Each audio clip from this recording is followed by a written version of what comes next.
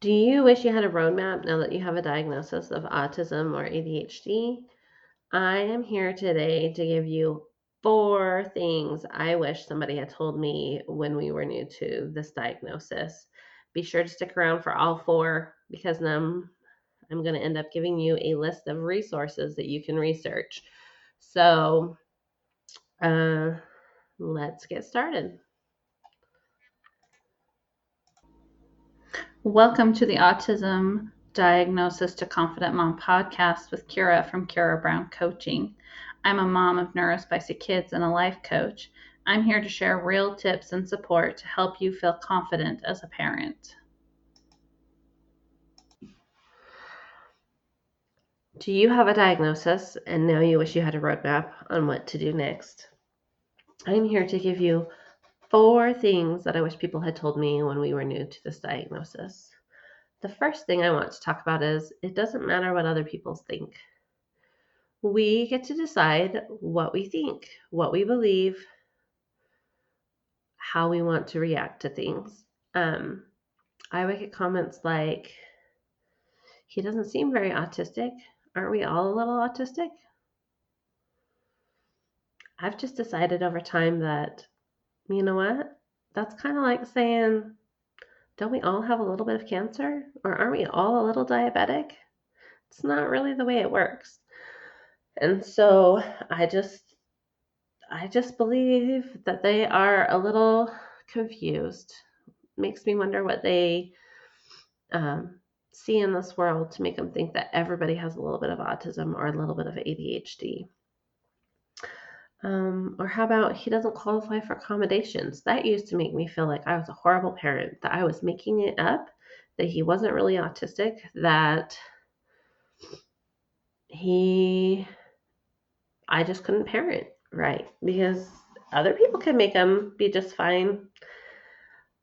But the truth of the matter is, those signs are still there even if they don't see them.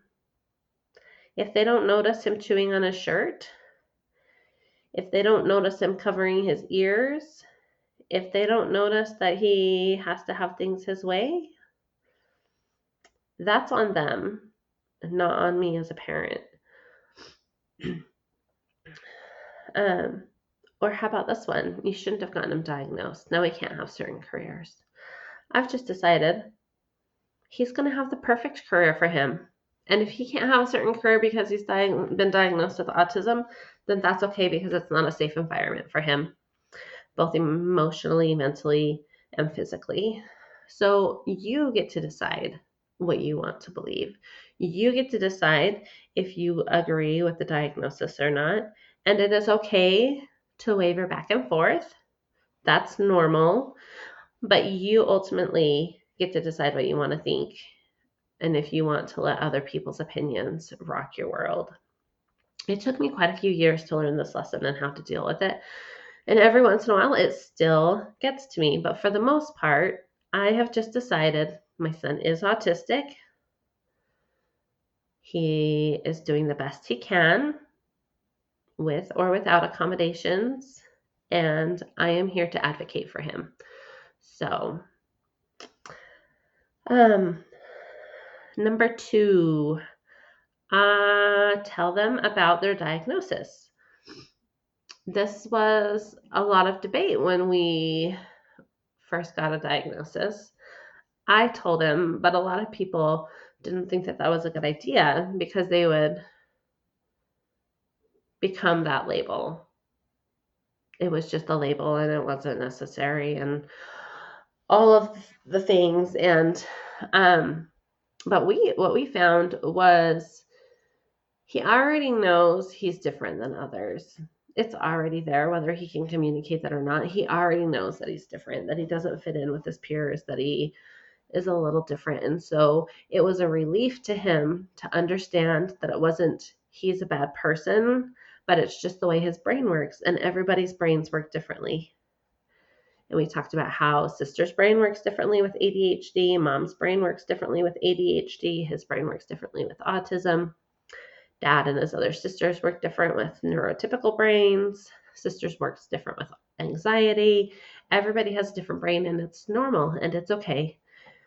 And that we can, because we know how his brain works now, we can help him find solutions so that he can feel more comfortable in life and around his peers. Number 3, progress is not linear.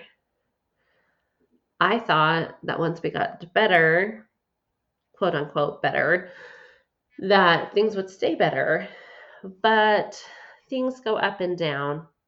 In fact, right now we're in a down season. He did really well during school until the last month or so, and then things started coming down, and his schedule has changed, his routine has changed, there's not as much of a routine, so we have more meltdowns, and we're having a hard time being sensory regulated, and some days I feel really frustrated because I don't know how to help him. I don't know what I'm missing. I wonder if we need to go back to some therapies for some extra help and support. But it doesn't mean that you're doing anything wrong as a parent. That's just the way it goes. It's like when you lose weight, you'll lose a little bit of weight and then you'll gain a little bit back, and then you'll lose a little bit more, and then but overall, you're down trending, hopefully, when you're losing weight, right? Even though it goes up and down and up and down, up and down, the overall line is decreasing. Well, hopefully that's the same thing with our autistic friends and family, that as they learn more skills, the line is trending up. They're having fewer and fewer meltdowns and dysregulations, and they're getting better at handling them. But every once in a while, they'll go down a little bit, and then they'll come back up, and then they'll go down, and they'll come back up, and that's just the way it goes. There are, it's not a straight up line. There are ups and downs, and that is normal and okay. The 4th thing I wish somebody would have told me about was about resources. When we got a diagnosis, we were told to turn to the school, and the school would get us what he needed. Well, in our case, the school says he doesn't qualify for accommodations. He's just fine. And then I was left going, well, now what? Where do I look? What do I do? How do I help this kid? Because he's struggling in life and I don't know how to help him. And so I'm going to tell you of things that I have heard of. Some of these we have tried, some of these we have not. But this just gives you an idea of places to look, things to research, and it's okay to look for accommodations on your own. Don't wait for somebody to give them to you for free through the school. The school is all about helping them learn, which is great. That's their job, right?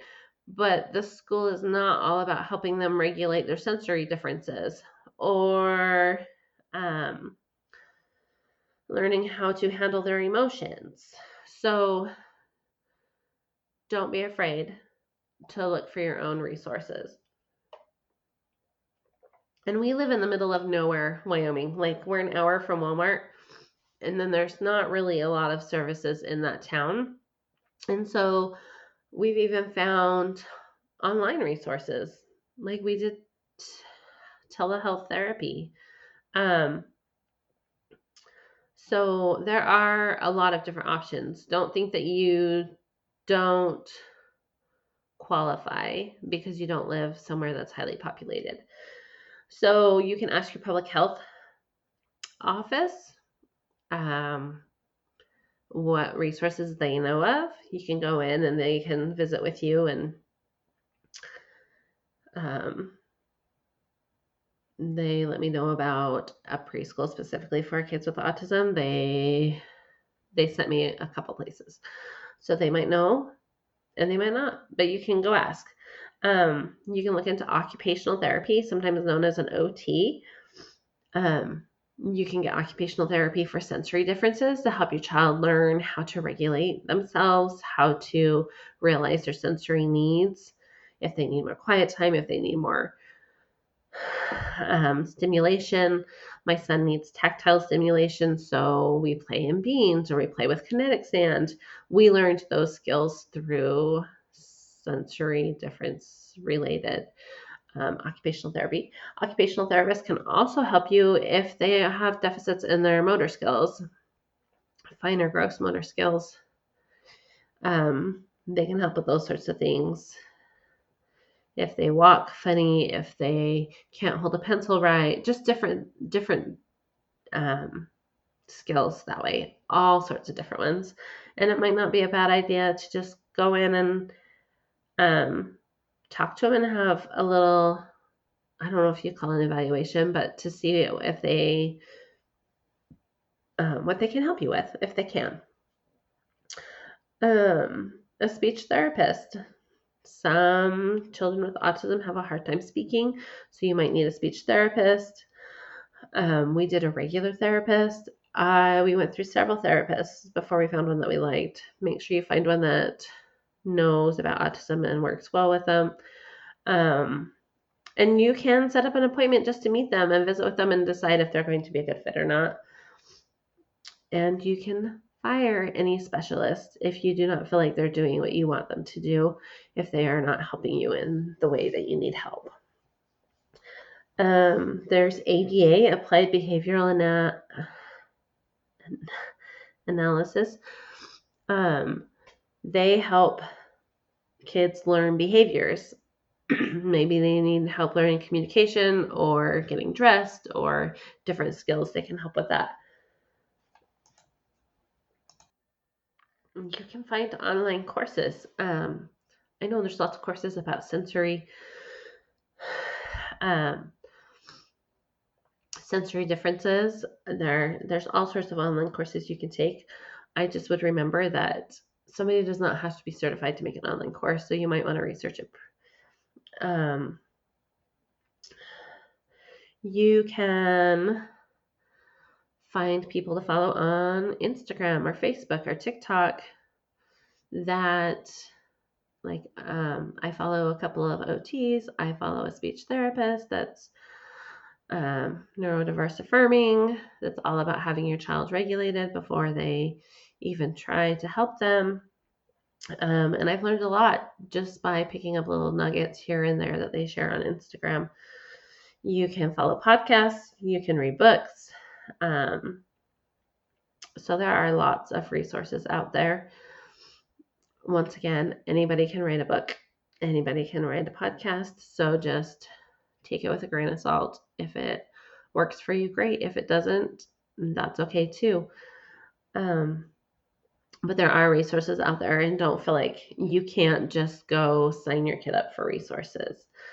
I do want to say you want a diagnosis. If you have if you have health insurance, a diagnosis will help your insurance pay for things. So, for example, we did occupational therapy without a diagnosis. I had one child that did it with ADHD and one child that did it with autism. Without those diagnoses, health insurance was not going to pay for any of it. With insurance, I just had to pay a copay, so it was significantly cheaper. I also understand that it's expensive to get outside resources, but in my experience, it has been worth every penny that we've put into it. The quality of life for my autistic and ADHD children are much better. I have learned skills for helping myself. And